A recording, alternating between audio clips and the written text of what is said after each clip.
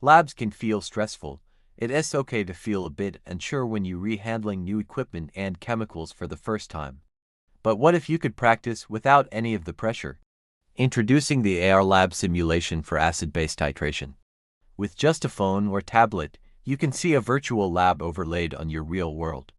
Watch as a burette and flask appear right on your desk. You can even see the magical moment of a color change, all in augmented reality.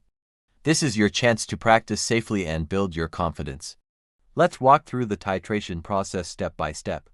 First, we set up our apparatus. The AR guide will show you exactly where everything goes.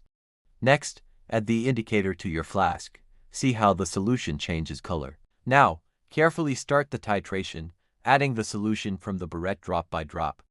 The key is to be precise. Finally, watch for the endpoint. That's the exact moment the indicator changes color permanently. Ready for a quick challenge? Can you spot the endpoint? Look closely at these three options. Which one shows the correct, permanent color change? Well done. The key to a successful titration is understanding accuracy, practicing safety, and building confidence.